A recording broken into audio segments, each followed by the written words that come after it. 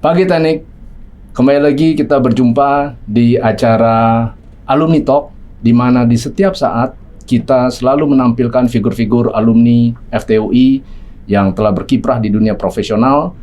Tujuannya tidak lain dan tidak bukan adalah untuk memberikan inspirasi dan edukasi, utamanya untuk teman-teman yang masih berkuliah di FTUI dan juga sebagai kontribusi FTUI untuk negeri. Kali ini kita kedatangan tamu yang spesial juga seperti episode-episode yang sebelumnya.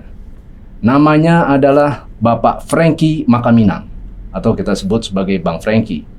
Jadi Bang Franky ini juga merupakan seorang alumni dari FTUI dan kita akan gali inspirasi apa yang bisa kita pelajari supaya mudah-mudahan teman-teman yang berkuliah saat ini di FTUI juga bisa sukses seperti beliau. Selamat datang Bang Franky. Terima kasih. Oke Bang.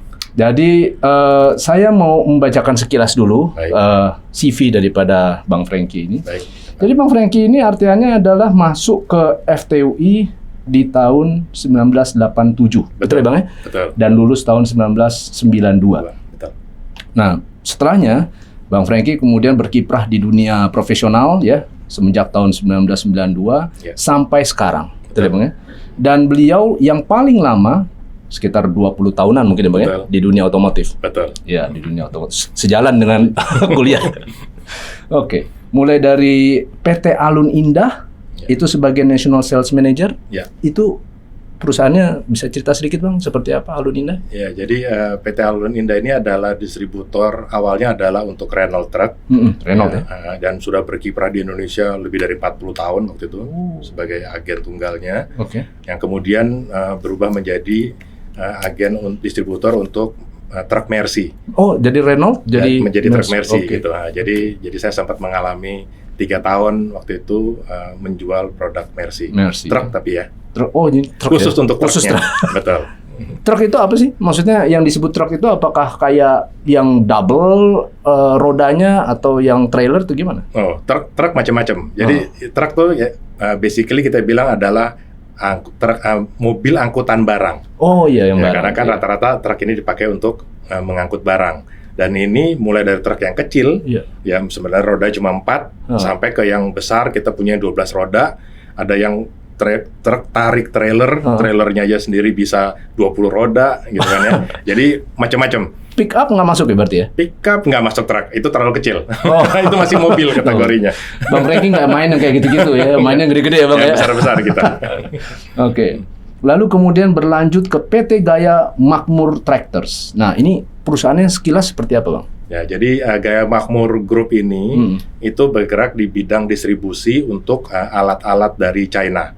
Oke. Nah, jadi punya 2 grup besar, yaitu yang pertama yang saya masuk waktu itu, karena awalnya saya punya komitmen. Saya udah bekerja dengan 20 tahun dan punya teman-teman sangat lama di Alun. Saya nggak mau pindahnya masuk ke perusahaan yang sama. Berarti kan nanti bersaing dong sama teman-teman saya kan.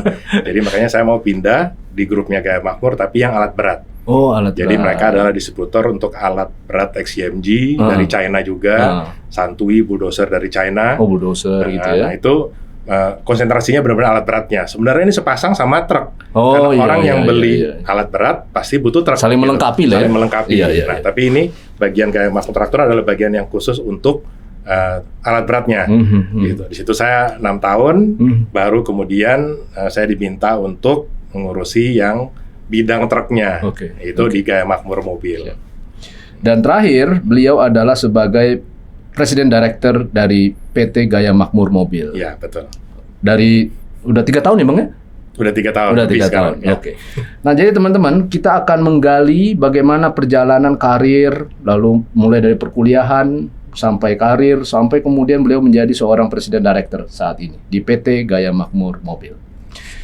Bang Franky, jadi dulu masuk ke UI secara spesifik di FTUI tahun 1987. Betul. Seperti apa sih dulu tuh kuliah di tahun 1987 di Depok? Udah banyak belum gedungnya kayak sekarang? Gitu? Belum. Jadi kita adalah angkatan pertama yang masuk ke Depok. Oke, angkatan pertama ya? Angkatan pertama, 87. 86 masih di Salemba? 86 masih Salemba. Oke. Angkatan pertama kita masuk, Depok masih gersang, ya. Baru ekonomi belum ada. Oh iya. Nah, jadi masih yang lain udah ada sih. Ya, jadi masih udah lengkap lah, psikologi, sastra, kita kalau nggak salah dekat sini psikologi ya. Ekonomi. Dulu ekonomi nggak ada kan? Oh dulu nggak ada ya?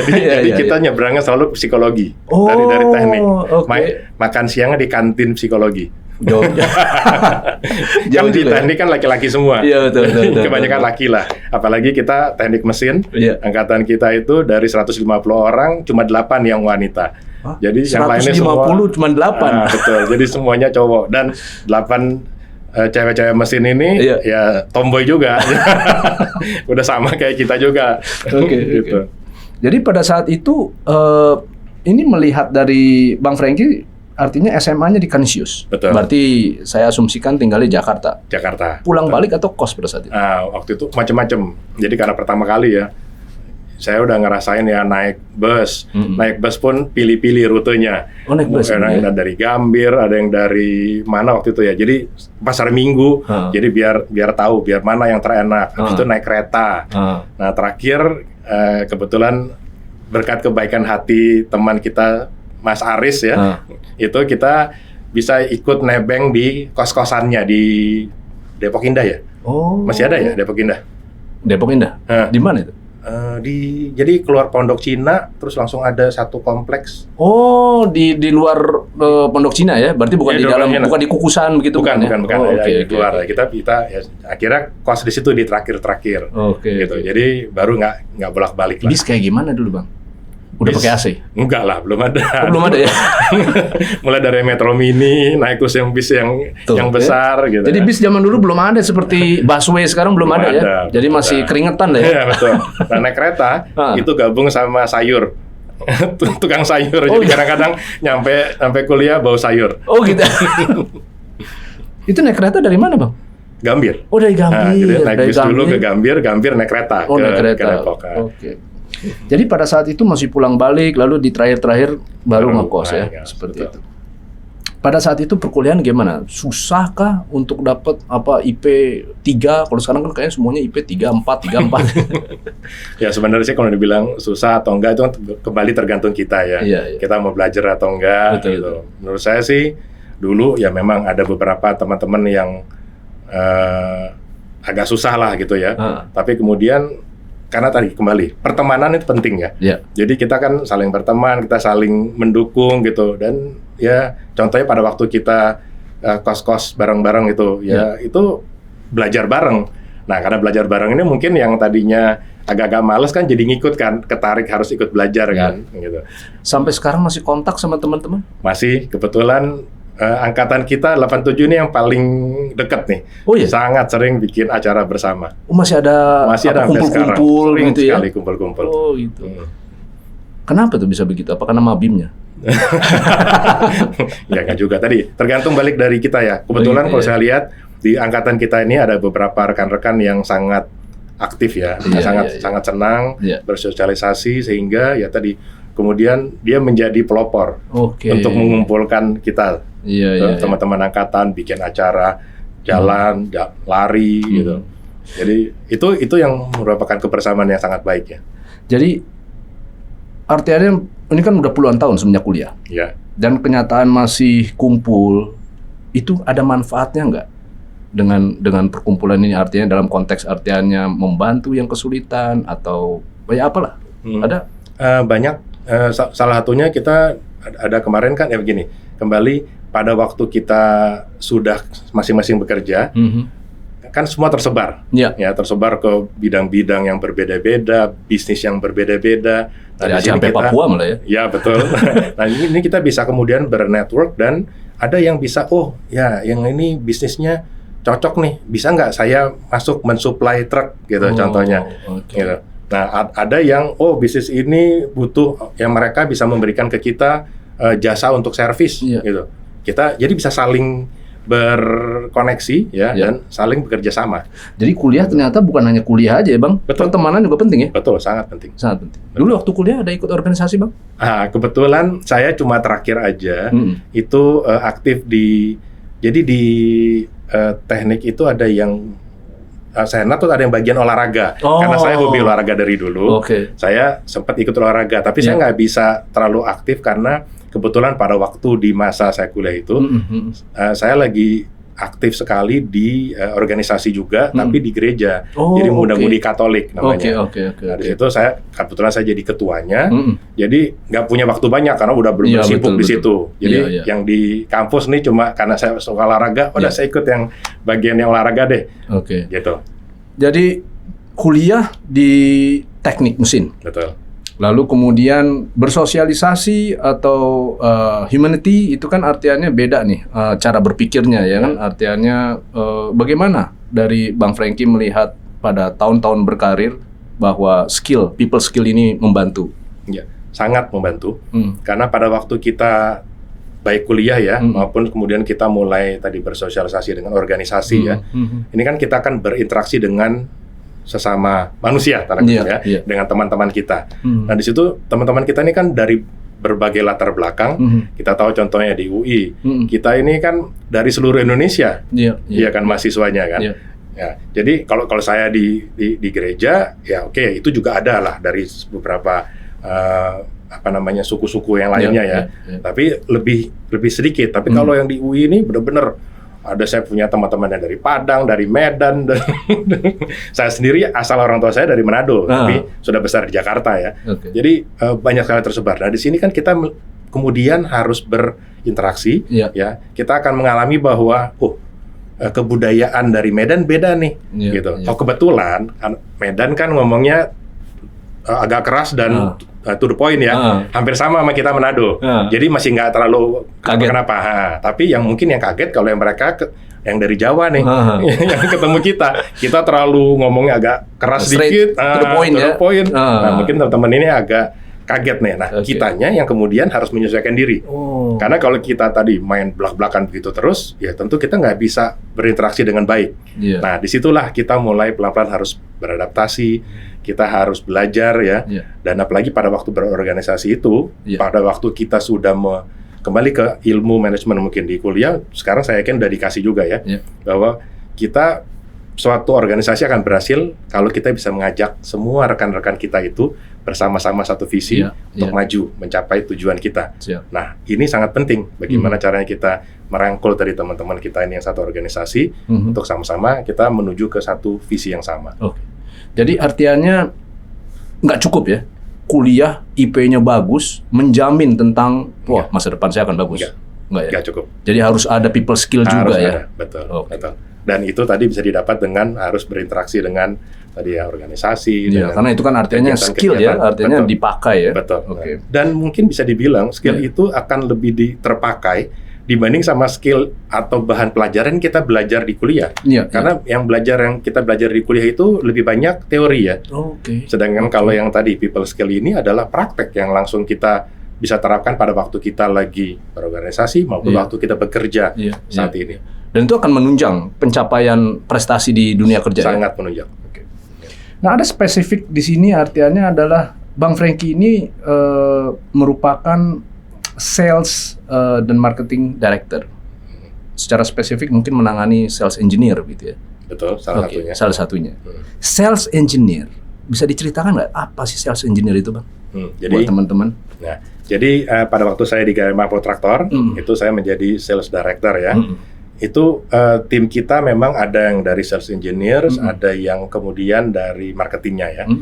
Sales engineer ini sebenarnya adalah orang-orang tanda kutip ya, yang paling bagus itu adalah dari background teknik. Gitu. Ya, karena menguasai logical pertama dan menguasai ilmu teknis ya, sehingga apalagi kita waktu itu saya di alat berat itu perlu tahu mengenai engine, transmisi, diferensial, jadi semua yang berhubungan dengan teknis gitu. Nah jadi makanya dibilang engineer karena harus punya background teknis yang kemudian akan dengan mudah belajar dan kemudian mengaplikasikan ke dalam dunia pekerjaan itu. Karena kita berhadapan dengan alat-alat berat dan kalau sekarang truk ya, itu yang semua hubungannya sama teknik tadi.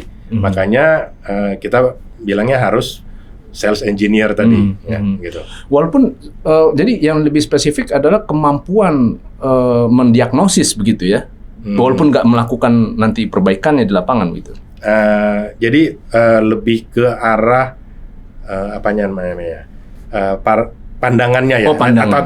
pandangan atau dasarnya. Jadi karena kalau kita sudah punya dasar teknis tadi, kita dengan mudah akan bisa menjelaskan bahwa Pak, kenapa harus membeli truk kita contohnya yang VAW ini. Karena kenapa? Karena kita engine-nya sudah sama seperti engine yang ada di truk-truk Eropa. Mana strukturnya udah, nah itu kita bisa menjelaskan. Jadi secara teknisnya. Sales engineer ini yang kemudian memberi informasi apa kebutuhan daripada si customer ini. Betul.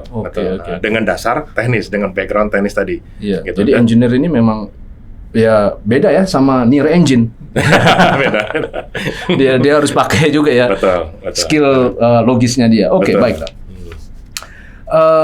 Jadi pada saat lulus tahun 1992 masuk ke dunia kerja, transformasinya susah nggak buat Bang Franky? Memang bisa dibilang tidak smooth ya. Kenapa? Karena apa yang tadi kita belajar di kuliah itu sangat berbeda dengan apa yang kemudian kita mulai pakai. Ya. Saya terutama apalagi saya masuknya dengan bisa dibilang field yang berbeda. Saya masuk pertama menjadi salesman. Ya, pada waktu di Alun Indah itu. Jadi sangat berbeda apa yang kita belajar di teknik di sekolah gitu ya, dengan kemudian kita harus mulai masuk bagaimana menjual satu produk. Menghadapi orang tuh ya? Nah, menghadapi orang ya. Kita memang tadi karena didukung dengan kita berorganisasi tadi ya, kita paling nggak sudah punya dasar yang bahwa kita masih bisa dengan mudah kemudian berinteraksi dengan customer. Tapi kemudian kita harus di-training dulu. Nah, jadi harus di-training mengenai produknya ya, mengenai teknikalnya, mengenai kenapa kita customer kita ini harus beli produk kita, karena punya benefit-benefit yang bisa dipakai oleh dia. Nah, ini kan nggak ada nih di dunia persekolahan nih kita ya. Jadi ini yang kita nggak bisa langsung masuk gitu loh. Nervous nggak? Menghadapi orang, menjelaskan. Nah, kebetulan enggak, karena karena saya kan cukup aktif ya di dalam organisasi. Oh, ini dia manfaatnya ya. Itu manfaatnya. Jadi saya bisa dengan mudah masuk, bahkan dengan cepat kita beradaptasi dan segera mengejar karir. Kita semua berkuliah pasti tujuannya mau kemudian mengaplikasikan ini di dunia pekerjaan baik itu bekerja maupun punya usaha sendiri, tapi akan semua sama. Jadi pada saat melakukan penawaran atau melakukan pendekatan kepada customer, skill komunikasi yang memang sudah dimiliki pada zaman kuliah itu menjadi berguna gitu ya? Sangat berguna, betul. Bang Franky, sekarang kita spesifik ke VAW. VAW ini adalah singkatannya dari, tadi saya di brief oleh Bang Franky, First Automobile Work. Ya, betul. Ya? First itu artinya adalah perusahaan otomotif nomor satu atau pertama kali. Bukan nomor satu, pertama kali di China. Dan sekarang menjadi market leader. Bisa cerita sedikit nggak tentang VAW itu apa, Bang? Ya, jadi seperti tadi ya, Mas Yovan bilang bahwa ini adalah pabrik mobil dan truk pertama di China yang dibuat pemerintah lah ya untuk membuat mobil dan truk di China. Oh, BUMN ya? Jadi dia BUMN China. Dan kemudian karena dia paling awal, tentunya dia kemudian meningkat ya, dan penggunaannya sangat masif di seluruh China. China kemudian pembangunan luar biasa kita tahu ya, sehingga terpakai di seluruh China, dan sekarang dia menjadi market leader untuk China, jadi menjadi nomor satu. Jadi mulai duluan, sekarang menjadi nomor satu. Jadi tetap logonya masih sesuai nomor satu di China. Nah, kita Gaya Makmur Mobil ini sudah memegang produk ini juga paling lama di Indonesia. Jadi perusahaan Gaya Makmur ini adalah perusahaan pertama, saya bisa bilang ya, yang membawa produk China, yang mendistribusikan produk China ke Indonesia di tahun 2005 itu. Ya, di mana dulu orang belum kenal produk China, orang masih menganggap remeh ya, karena dulu memang kualitasnya masih kurang bagus. Gitu. Tapi kemudian karena VAW ini adalah perusahaan yang cukup cepat ya, dan market leader, mereka dengan cepat mengimprove produk-produknya sampai sekarang itu bisa kita bilang bahwa produk mereka ini sudah dipakai di seluruh dunia, dan menjadi nomor satu di dunia juga. Seluruh dunia. Secara produksi mereka masih paling besar. Produk unggulannya apa, Bang? Yang paling banyak itu mereka lebih banyak ke yang produk untuk logistik ya. Nah, untuk logistik saat ini kita mulai mendistribusikan mungkin kira-kira yang terutama yang sangat banyak ya. Kita udah 19 tahun, tapi dulunya kita masuknya justru ke off-road nih. Off-road? Masuk ke buat angkut kayu di Sumatera, gitu. Terus untuk angkut bahan-bahan tambang di Kalimantan, Sulawesi, gitu kan ya. Nah, baru beberapa tahun terakhir ini kita masif masuk ke yang jalan raya. Jadi ini memang kendaraan-kendaraan yang heavy duty lah ya? Heavy duty. Nah, dan sekarang sudah makin bisa terlihat tuh di jalan-jalan tol di Jawa, Sumatera, ada kelihatan kalau yang kepalanya merah. Nah, itu VAW punya tuh. VAW. Nah, itu ada. Jadi VAW ini konsumen terbesarnya siapa, Bang? Saat ini ada beberapa perusahaan di Indonesia. Tadi karena kita banyak tersebar di seluruh Indonesia ya. Kita sudah punya sekarang nih 21 cabang di seluruh Indonesia. Ya, jadi customer kita ini tersebar gitu. Mungkin di Semarang kita punya satu perusahaan transportasi yang sekali beli 600 unit gitu. Di Kalimantan kita ada satu perusahaan tambang yang sekali beli 500 unit gitu. Jadi yang kemudian mereka nambah terus nih gitu. Sehingga sekarang kita total di Indonesia kita sudah mendistribusikan lebih dari 800 truk 8.000 truk 8.000 truk. Di seluruh Indonesia. Dan terus ini kita harus support ya. Karena itu yang sekarang kita lakukan adalah kita berusaha untuk mengembangkan network kita, dan ini yang sangat saya harapkan ya dari teman-teman mahasiswa nih. Kita sangat mengharapkan teman-teman ini kemudian ikut bergabung karena kita kepengen waktu kita mengembangkan network ini, kita butuh tenaga-tenaga technical, tenaga-tenaga manajerial, gitu kan ya. Karena kita berurusan dengan satu alat otomotif truk ya, di mana di situ akan ada bengkelnya, ada spare partnya, ada divisi teknikalnya yang menguasai mengenai technical ya dan warranty gitu. Bahkan sampai ada divisi training, karena kita harus training mekaniknya customer, training sopirnya customer gitu. Dan ini kita lagi berusaha untuk merekrut rekan-rekan yang kalau untuk yang level bawahnya dari SMK atau dari universitas-universitas untuk bergabung. Yang terutama akhirnya nanti kita harapkan masuk ke level manajerial nih, gitu ya. Contohnya ada beberapa sekarang yang di GMM itu rekan-rekan dari teknik itu menduduki posisi manajer ya? Gitu. Nah ini kita mengharapkan nih rekan-rekan nanti ya dari yang lain, FTUI, ayo bergabung untuk bergabung di sama-sama di Gaya Makmur Mobil, Gaya Makmur, supaya kita kembangkan seluruh Indonesia. Dan saya yakin dalam beberapa tahun ke depan akan masanya produk China, karena produk China ini sangat kompetitif, tetapi sekarang secara kualitas sudah makin bagus gitu. Jadi nggak benar kalau kata orang produk China itu adalah second grade? Enggak. Saat ini sekarang justru kita bisa bilang kita malah lebih bagus dari produk Jepang sudah. Oh ya? Betul. Apa kuncinya?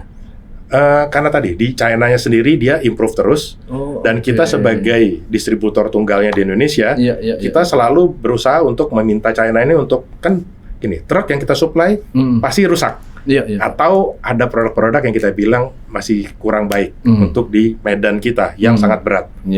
Kita berusaha untuk minta dia improve. Kita kasih tahu bahwa yang ini kurang, yang ini harus diperbaiki. Jadi kita terus komunikasi dengan mereka sendiri improve, kita terus minta mereka naik, dan sekarang hasilnya adalah produk kita bisa dibilang tadi sudah lebih baik daripada produk Jepang justru malah. Jadi ada yang disebut continuous improvement gitu ya, dia terus-terusan ya. Bang, jadi sepertinya dari VAW ini dari penjelasan Bang Franky sangat visioner ya, banyak sekali yang mau dibangun ya di Indonesia seperti itu. Jadi bagaimana kriteria daripada teman-teman FTUI alumni untuk bisa bergabung ke perusahaan yang sangat inovatif ini? Jadi yang pertama tentunya ada beberapa saat yang lalu ya, saya minta rekan-rekan dari sini karena kebetulan teman-teman saya masih beberapa jadi dosen nih, Bu Ana, Pak Yulianto, Pak Harinaldi ya. Jadi kalau bisa mungkin pada waktu magang dari awal sudah bisa berkontribusi dengan bergabung masuk ke kita untuk mulai, kan kalau magang ini atau mungkin ada yang kerja praktek ya, zaman saya dulu masih kerja praktek namanya.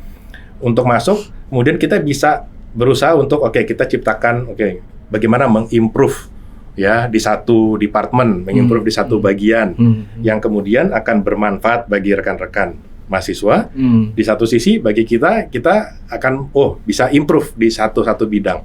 Itu di tahap awal, ya kan ya. Nah, di tahap kemudian tentunya setelah lulus, ya bergabung dengan kemudian punya satu visi-visi yang baik untuk ke depan, yang tentunya untuk sama-sama memajukan perusahaan ini dan kita akan menjadi makin baik ke depan. Oke, jadi artinya mereka tidak hanya akan dikembangkan dari aspek engineering aja ya, tapi artinya aspek yang lain termasuk manajerial, lalu kemudian mungkin sampai ke inovasi ya. Betul. VAU ada rencana untuk masuk ke EV?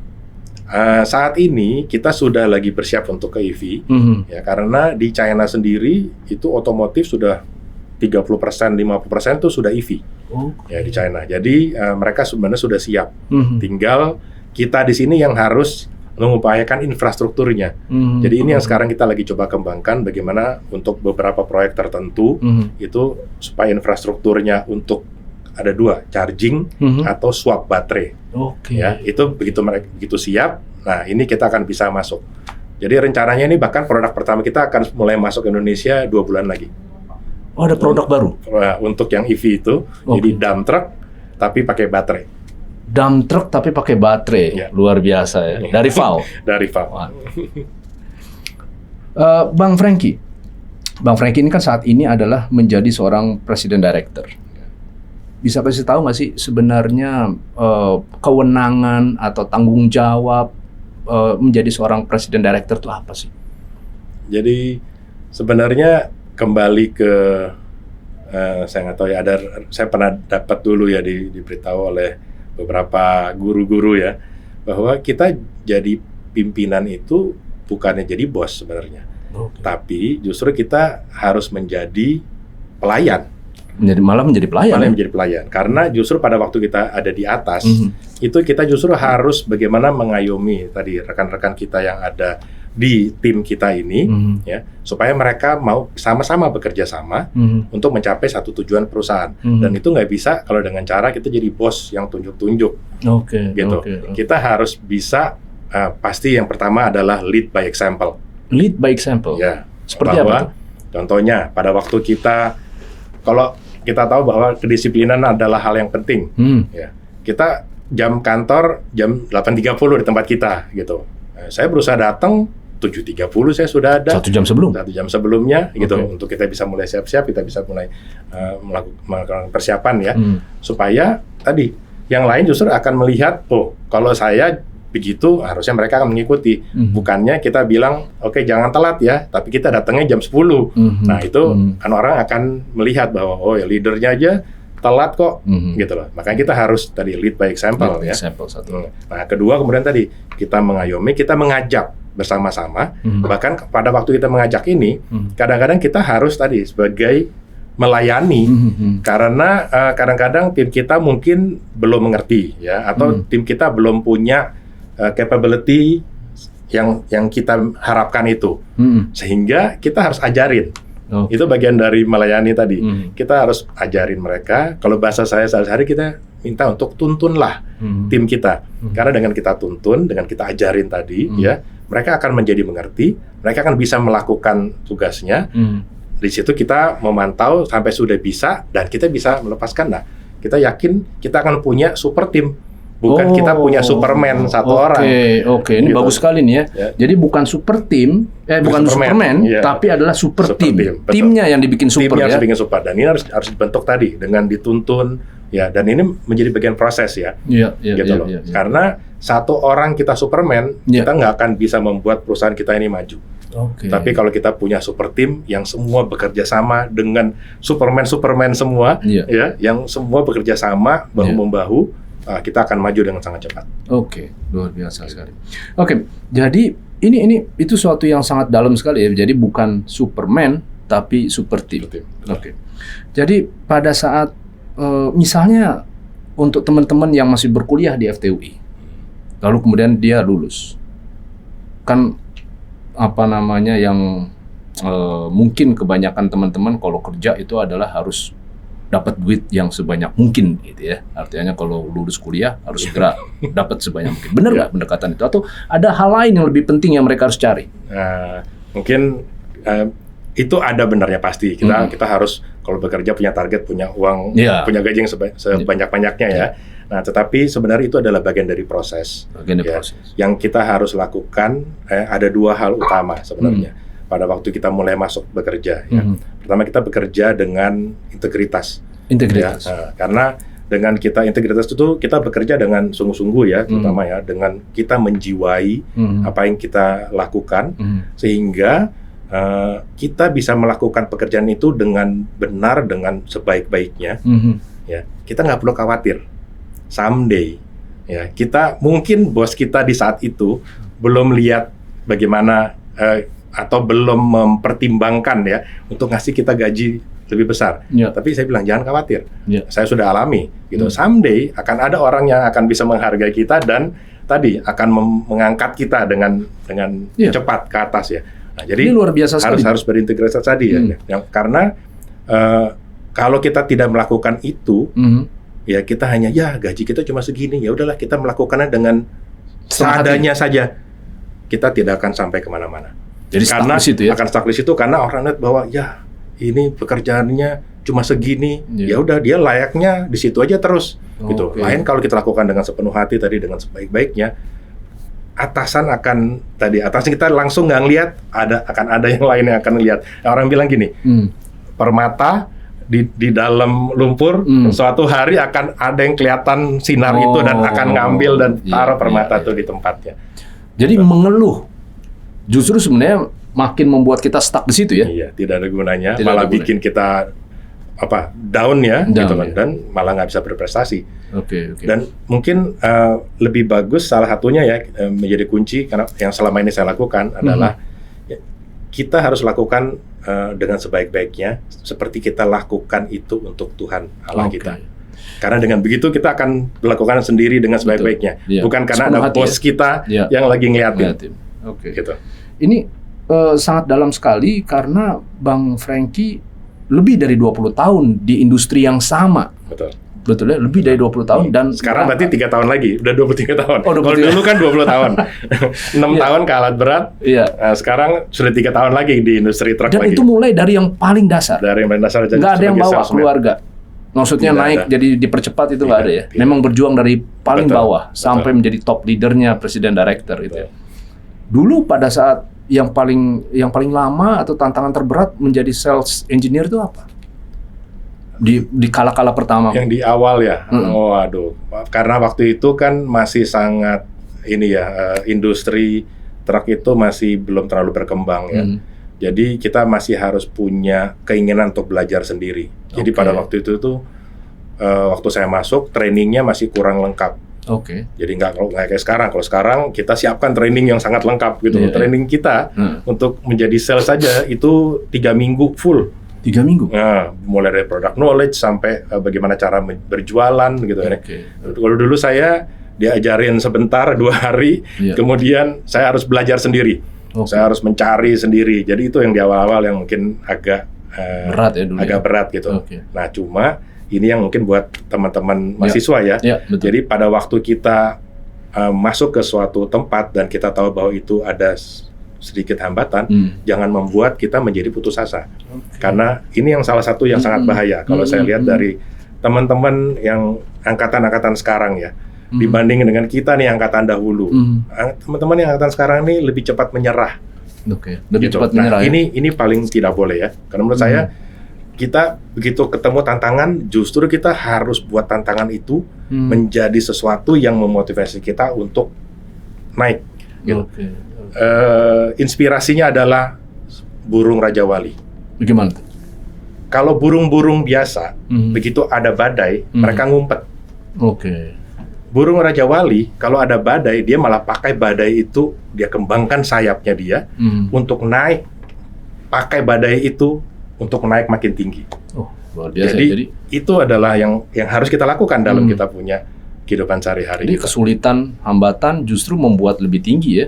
Dan bukan kita menjadi alat kita justru untuk bagaimana cara kita menyelesaikan ini, dan kita kalau kita bisa lewati itu, kita akan naik terus dengan lebih cepat ke atas. Bang Franky kok bisa punya suatu pemikiran atau semangat seperti itu? Kuncinya apa? Saya rasa mungkin semua sama. kita semua beribadah ya. Dari beribadah itu ya tadi jangan hanya beribadah sekedarnya. Beribadahlah dengan benar karena kita akan dapat banyak inspirasi dari ibadah kita. Gitu. Dan itu yang ternyata membantu perjalanan karir Bang Frankie sampai sekarang menduduki posisi sebagai Presiden Director. Bang Frankie, sebelum kita akhiri, ada nggak 3 hal yang Bang Frankie bisa berikan ya, artinya saran, input buat mereka yang masih berkuliah di FTUI supaya bisa mengikuti jejak Bang Frankie? Silakan. Yang pertama, pada saat sekarang sedang berkuliah ya, belajarlah dengan benar ya, karena tadi saya bilang bahwa memang pada waktu nanti bekerja apa yang dibelajarin sekarang mungkin hanya sebagian yang bisa terpakai. Tetapi itu tetap menjadi satu dasar. Karena pada waktu kita kuliah, yang kita pelajari adalah logik, ya. Kita kemudian bersosialisasi, ya. Kita belajar dari semua yang ada di sekeliling kita, dan itu menjadi dasar utama pertama yang kita harus pakai pada waktu nanti kita berkarir. Ya.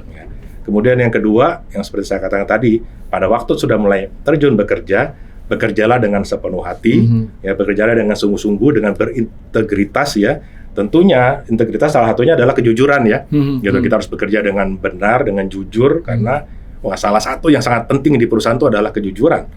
Gitu. Kalau kita punya tim yang tidak jujur, wah itu otomatis kita akan singkirkan dengan segera.